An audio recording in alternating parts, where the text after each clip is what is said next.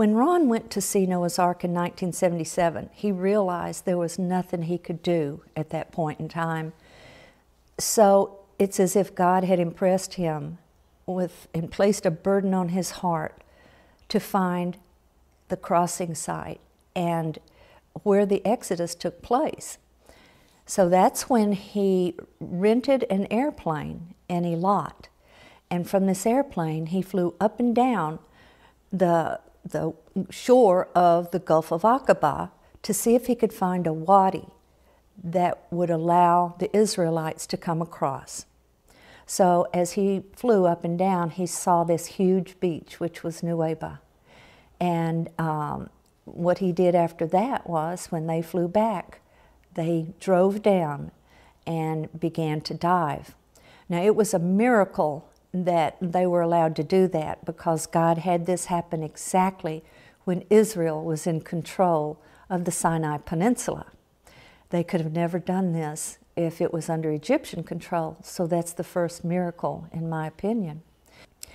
In later years, a couple of years later, Ron took Rennie Norbergen with him to the beach to show him. And Rennie wrote about it in his book here that you can see.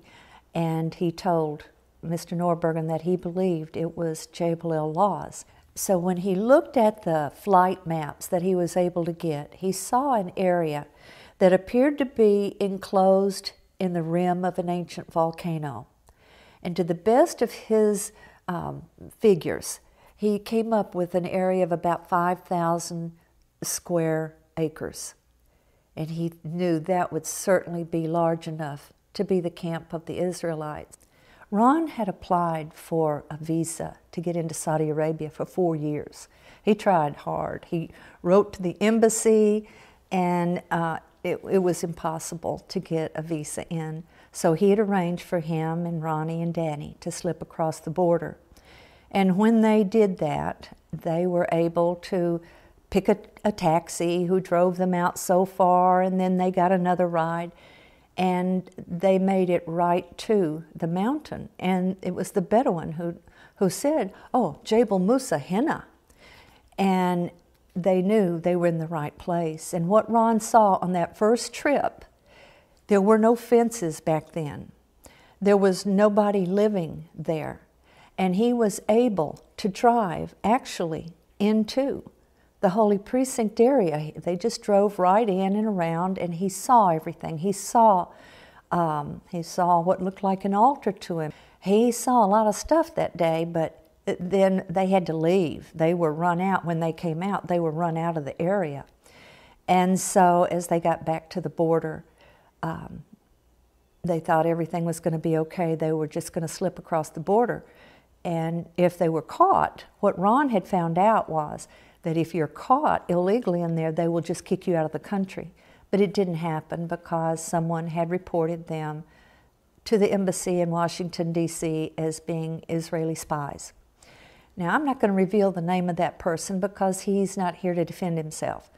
So, and it's really irrelevant, because in the end, it worked out to God's glory, because Ron was able to go on TV, and national TV, and tell the world what he saw out there, and even quote Bible scriptures.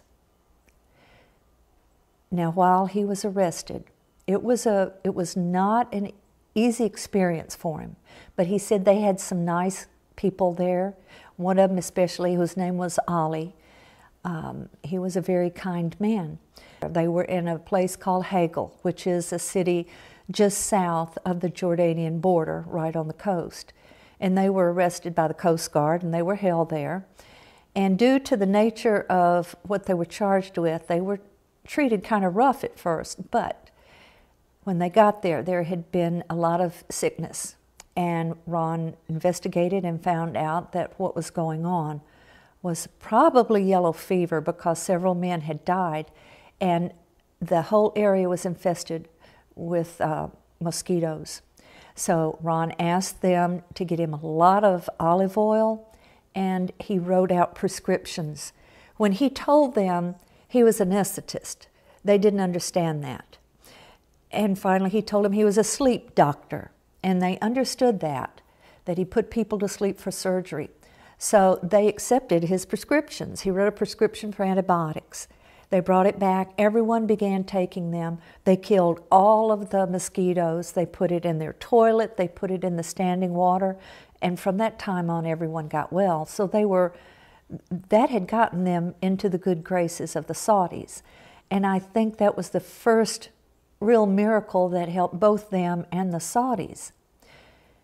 Now, another interesting story is three Saudi investigators came to Ron, and they were pounding him. Why do you think Musa would have brought the people to here? There's nothing here. Show us your evidence. And they put him in a helicopter, only Ron and these three men. And they said, you show us where you think the crossing took place. And Ron took them. He could see across the Gulf, he could see Nuweiba. So what he did is he pointed them down to a place to land right on the beach opposite Nuweiba. And when they got there, the second miracle happened, because it was an absolute miracle. Right where they landed was a column still standing on the beach that matched one Ron had found on the Egyptian side a few years earlier, only the one on the Egyptian side had all of the writing eroded where it had laid in the surf. And when these men saw this column and saw that it had ancient writing on it, I think that this gave Ron a lot of credibility and really saved their lives. That's what I believe. And so then when they went back, Ronnie was not doing well at all. Ron knew that Ronnie was about to crack, and Ronnie says, I've got to get out of here, and Ron knew they had to make an escape. And he said, okay, we'll do it the next Thursday or whatever it was. But he said, oh no, we can't, because Ollie's on guard. And if we escape while Ollie's here, they'll kill him. And so Ronnie said, okay, we'll wait. But that was the Thursday. That Wednesday, the day before they were going to try to escape, was when they came to him and they said, Halas, it is finished. You're going home. And at that point, they were turned over to the Jordanians for 3 days, and then they came home. They were in prison there for a total of 75 days in Saudi, and then 3 additional days in Jordan. Ron was unable to bring home any documentation, but he believed that the column contained the name Solomon, Mizraim, Edom, death. After Ron and the boys got home from being in prison, Ron swore he would never go back there again. He was aware of the dangers now. But in late in 1984, Ron met a man named David Fasselt, who wanted to go see Noah's Ark. And this story sort of interlocks with this, because also about that same time, a man from Saudi, who he later learned was a prince and probably related to the king in some point, in some way, I don't know how, contacted Ron, and he said, I've heard your story, and ever since I've heard it, I can't do anything. I cannot function. I have to see this mountain. His name was Samran al-Materi, and he lived in Tabuk. And we were told that he was a prince of Tabuk. I don't understand the connections, so I can't go into that.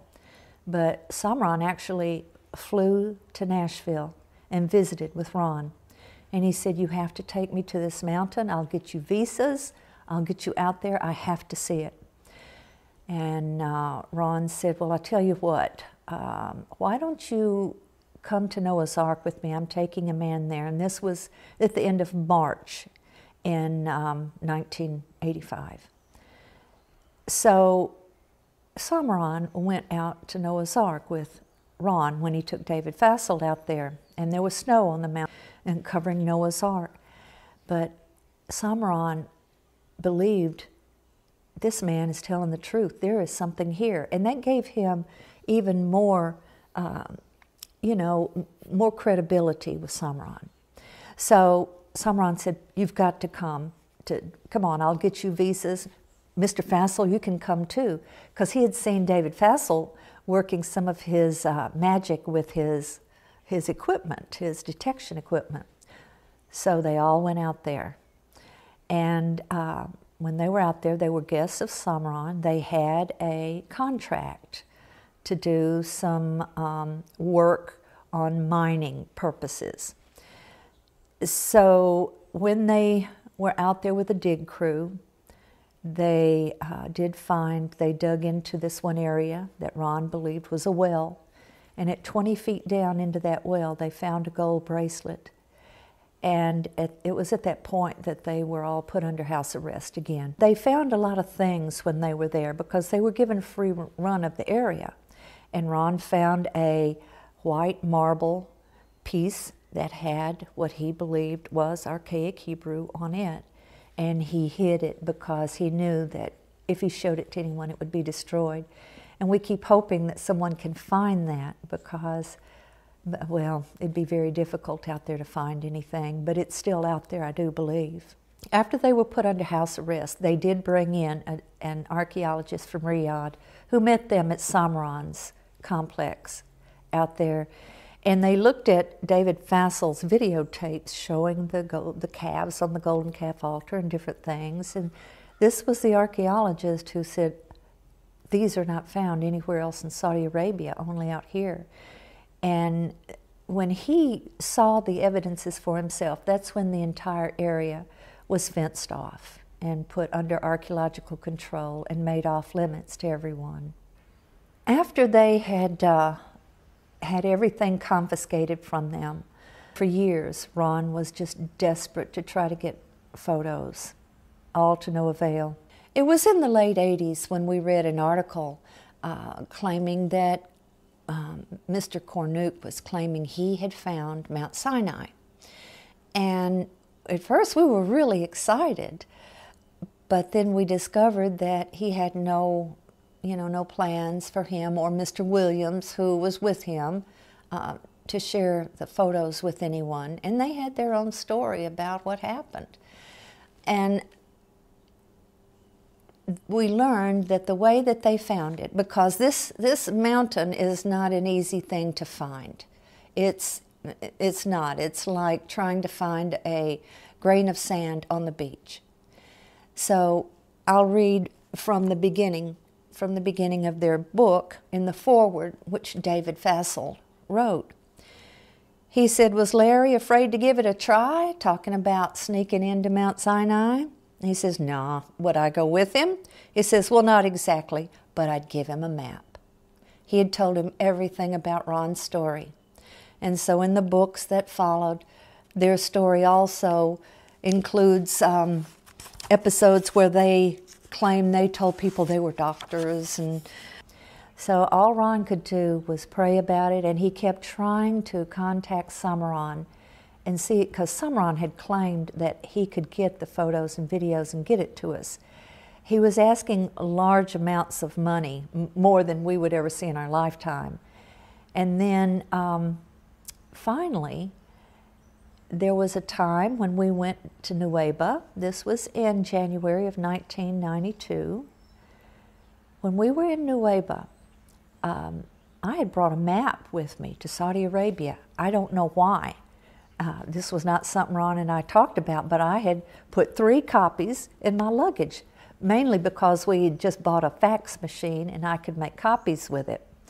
So I had those in my purse, and we're out at Nuweiba, and Samran speaks English, but his wives do not. So we would have Ahmed Sami, who was the man who worked at the desk in Nuweiba at our hotel. He would try to call for us, and then he would interpret to the wives, since they couldn't speak English, because Samran was never there. Finally, when Ahmed Sami figured something was going on here, he said, "Tell me about this, maybe I can help you." So, and we just called him Sammy. And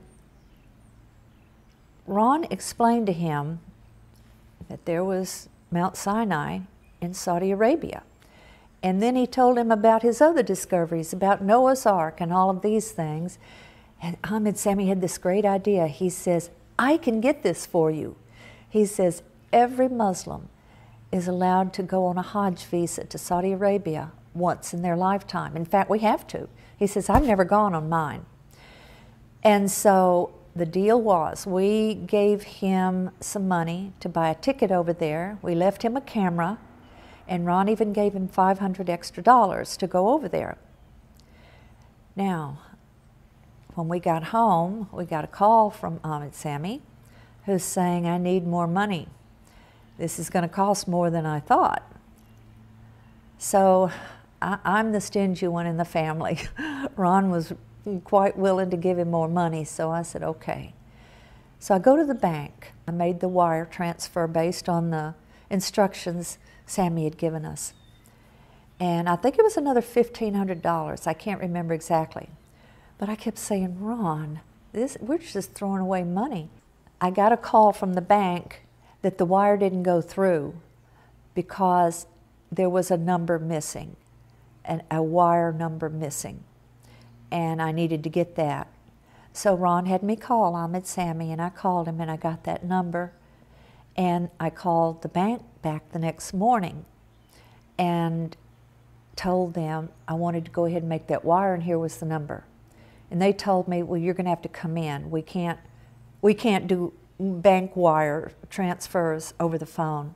So I went down to the bank and I gave them the information, and when I got home, we got the call that they couldn't make the wire because their wire system was down for the afternoon. That would be the next morning. Well, what happened right after that was a miracle. Ron got a phone call from a girl who said that she didn't know what this was about, but her brother had called her and said, find this man named Ron Wyatt and give him my number and tell him to call me. And when I looked at Ron's face, he turned white as a sheet while he was on that phone. And I said, what? I didn't know if someone had died or what. And he said, I don't know. And he immediately called this number in Saudi Arabia. And this man answered, and his name was Jim Caldwell. The Caldwells were a family who were living and working in Saudi Arabia near Riyadh. He worked for Aramco. And so they had to go out of the country every so often to keep their tax status with the United States. So in their trip that they had to take to leave the kingdom, they came into Egypt. They were especially interested in going to see St. Caterina's or St. Catherine's in the Sinai Peninsula. This is supposedly the real Mount Sinai, but it's the traditional site. It was located by dreams and mysticism from the mother of Constantine. That's how it was located. So anyhow, they went out there and they came away very, very disappointed because they knew they had not seen the real thing. And when they had left Nueva, they had been at the same hotel that we had been at, and Sammy there knew that they lived in Saudi Arabia. So when they came back through that second time after their trip, which was right after we had left, he was very excited. He had already figured out what he was going to do, how he was going to get the footage, and how he was going to collect a grand sum from Ron Wyatt. When they came back, Ahmed Sami told him, you've got to do this for me. And he was trying to get Jim and his wife Penny to make these photos for him and then give them to his brother in Saudi, who would give them to him. And I'm sure the Caldwells were quite concerned, what is he talking about? And I want to let you hear them tell the story, but I'm going to go ahead and tell it because you can't hear the video real good. They said when they got there, Ahmed Sami told them a story about a man who had just been there, and it had something to do with the Ark and Mount Sinai, and they didn't know what it was all about. But finally, Jim said he figured out that it was Noah's Ark. And Jim said something went off in his brain that his sister had sent him a videotape the year before about a man who said he had found Noah's Ark. And that man was Ron Wyatt. And so what Jim would do, he said, was he'd take these tapes. They would come in on 8mm tapes because they were small. And he would transfer them to a VHS tape. And then he would reuse the 8mm tapes. I imagine it's kind of hard to get tapes over in Saudi. So him and his wife and his 2 kids, they're doing their usual out-of-the-kingdom visit that you have to do when you work over there every so often to keep your tax status. And they had just gone to St. Catherine's and were very disappointed because they thought it was the real Mount Sinai. And they had really wanted to see that, but they didn't. So when they got back, and they were praying and studying and wanting to see the real Mount Sinai. And so there's more to their story, which they can tell, but when they got there and Ahmed Sami told them this story, Jim said, he thought a minute, he said, I brought 10 tapes with me on this trip and to use, and I've used 9 of them. I wonder if the one I haven't used, and he put it in his video recorder, played it, put it up to Ahmed Sami's eye, and Ahmed Sami said, that's him, that's the man. He had not used the tape that had Ron on there. And they were all very, I mean, that was a miracle. That was a miracle right there. And we had left a map with Ahmed Sami, and Ron had me draw a cow on there. Then he had me draw the mountain with a tree between 2 boulders and some other things. I don't remember all of it. But Jim and Penny went there right when they left Nuweiba, took their car, and on their way home, they went to Mount Sinai and they made all these pictures. And when they got them, they called Ron and said, we want you to have these. So a few weeks later, Ron flew to Bahrain and met them over there, because you can fly freely to Bahrain, but you can't Saudi, and it was very quick and easy for them to come there. So they gave us not only copies of the video, they gave us all their photos, and they gave us even the negatives. And this continued for quite a while. They would, Ron went over there a couple of times. They had a place, they called it the Mexican restaurant. They spoke in code over the phone because I think everyone was rather nervous about what they were doing, especially them, because they lived there. So all the pictures and videos that they brought to us, I honestly believe that was the happiest I'd ever seen Ron, and you know, in anything relating to all of this work that we had been doing, because for so long he had wanted to show people. Ron didn't do this to gain any fame or fortune or anything like that. Ron just wanted people to see what God had preserved for them. And I don't believe anybody could have done a better job of photographing and videoing back then, back in the early 90s, with the equipment that was available to people back then. I don't believe anybody could have ever done a better job than they did, and I will always be grateful for what they did. Vivica, I will always admire her for what she did, because Vivica Pontin heard Ron speak, I think in Norway or Sweden, and she heard this before he was able to get the photos and everything, and she wanted to go and help Ron have some photos. So that girl, she was single, and she got a job at a hospital in Tabuk, and I don't know how she did it, but she recruited lots of people to take her out to the mountain, and she made all of these photos and videos and just gave them right to Ron. I remember one time there was a young man who was working with her, Toby, and she had gone out to the mountain with Toby, and she had shot a lot of rolls of film, slides. And when Toby and them got back, they found out that Toby's sister back in the U.S. had been in a terrible accident, and Toby had to go back to the U.S. So Vivica gave Toby all of these rolls of film, and when Toby got back to the U.S., we arranged, and I took my mama, and she and I, we drove up to Kentucky and met with him, and he gave us all the film and everything, and they were magnificent. They were the first pictures that we had up close of the altar of Moses in the Holy Precinct area. Vivica was amazing. She went diving. She got some amazing footage while she was diving of what looked to be chariot parts. She said she didn't even see them at the time. What she would do is she would just film. Ron had met her in Cairo and taken her a underwater camera.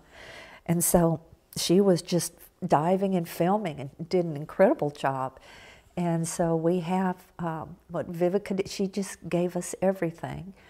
And she wanted no credit for anything. She was of the same heart, still is, of the same heart that Ron was.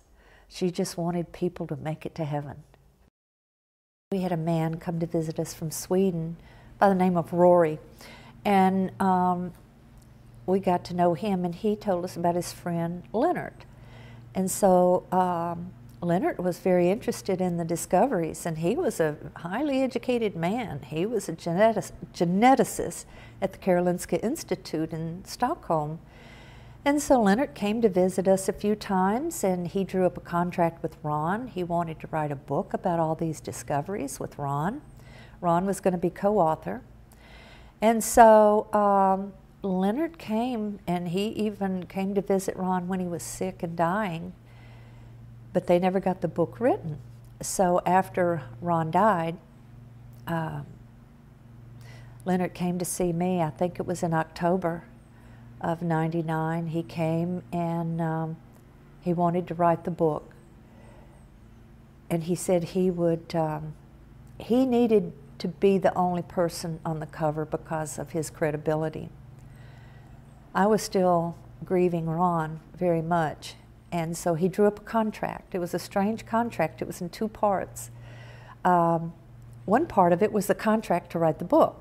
The other part of it was the contract that he could use the pictures. So I gave him all of my research. We went downstairs where all the books are, and I gave him all the research, and then he went back to Sweden and he wrote the book. And he sent me 2 or 3 different manuscripts because I had the right of refusal. I got to check it and everything. And it was an excellent book, and it was all about Ron's work. But the only place in there where it told was one little paragraph that said this is based on, you know, the research and discoveries and field work of Ron Wyatt. And anyhow, Ron had taken him diving a couple times and showed him everything. And after the book came out, I no longer heard from Leonard anymore, even though I was supposed to receive 50% of the proceeds.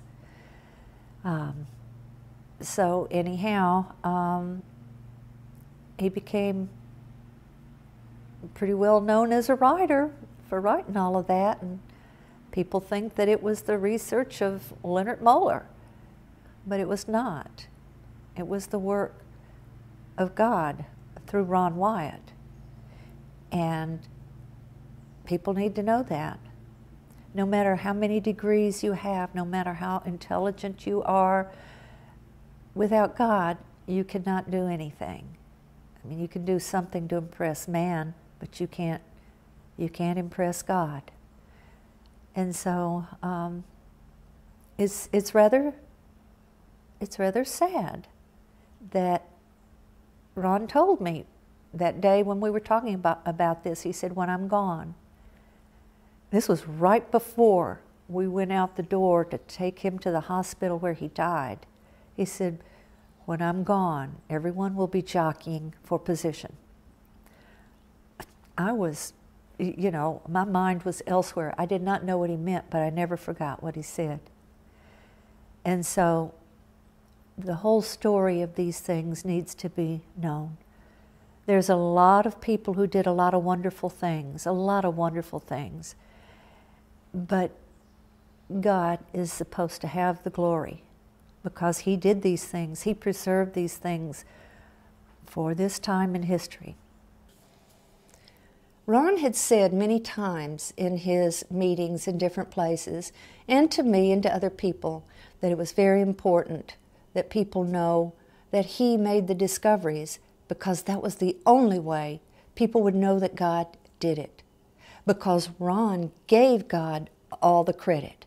Ron knew he didn't do this on his own. He knew that no human being contained the wisdom to find the things that God had hidden from humanity all of these years, and find these things all in such a short period of time.